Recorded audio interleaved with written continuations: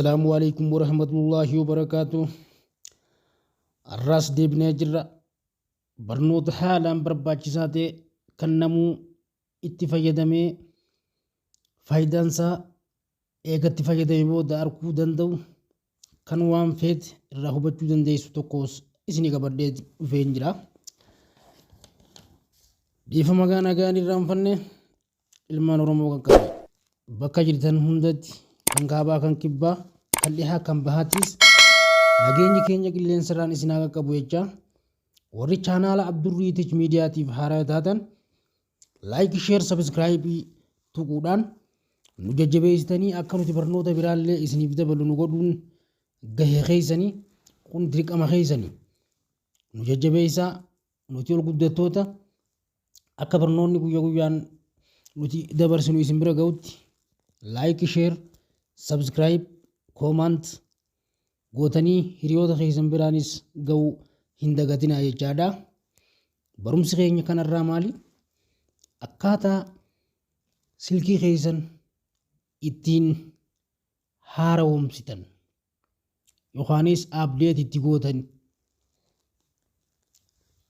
Foonii keenya akkamitti abdeet goona? Isii foonii keenya abdeet godhuun mobaayiluma keenyaafuu hedduu takka barbaachisaa. Tokko mobaayila keenya akka inni biizii ta'ee nu harkaan qaqqabamneef ni gargaara. Lama wantoota adda addaa vaayirasii adda addaa kan karaa garaagaraatiin seenes ni qulqulleessa.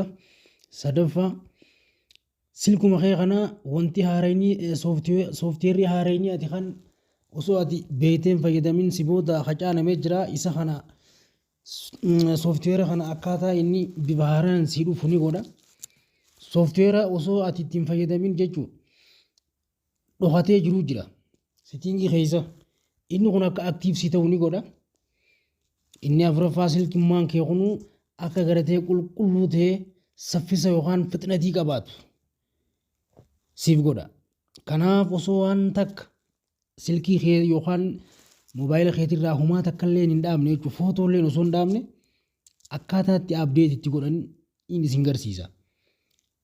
Steeppiin ani isin deemaatii ilaala. Steeppii tokkoffaa eessa deemta? Settingii mobaayila keessanii irra galtu. Settingii mobaayila keessanii irra galtu.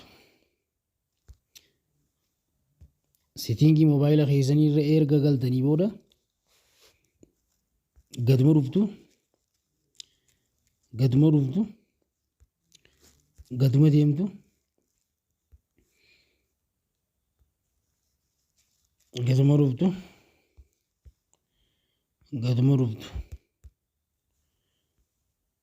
Gaduma dhuftu akka agartan kanatti maal jedha? Sooftiweer abdeet jedha.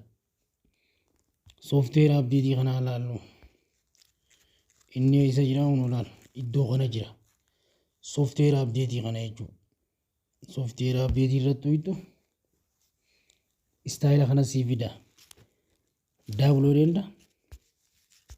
Instaal qayyoo kanaa sii fida. Irratti ho'ita jechuudha. Waayifa kee bantee irratti ho'ita. Daataa kee bantee irratti ho'ita. Hanganni obsaan sii xumuruu eeyda. Kana booda awutomaatikaalii silkiin kee dhaamee qabata. Ani xiyyaa'uun laast cheekd oon naan jaa.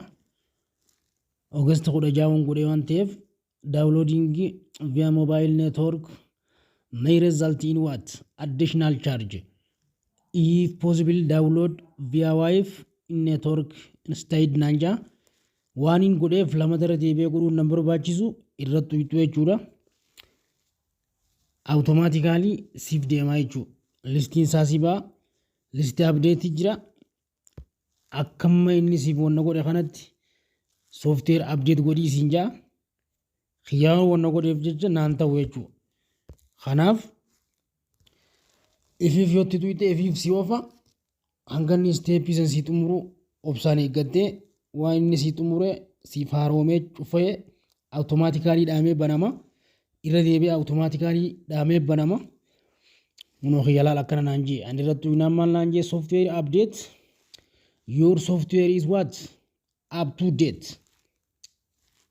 Bakka abdeet ta'ee jira. Update information wanni hundinuu jechuudha waan UP version hangana update ta'ee jira 5.1 update ta'ee jira current version kee SRT 5FX kana modela silkii kiyyaanaaf fida isa kana waan ta'ee jiruuf lamada ta'uun isan barbaachisu akkasumatti istaayila kanaan sii fidaa jechuudha namni hundi akka irraa fayyadamee wanta kanatti check godhee silkii isaa mobaayila isaa update godhatu share gootanii akka nama hunda bira ga'u godhuu qabdan guyyaa biraa barnoota biraa qabannee waan walitti deebinuuf barnoonni keenya irraa asuma irratti dhaabbata nagayaan jiraadhaa barnoota biraatiin hanga walitti deebinutti gizee gaarii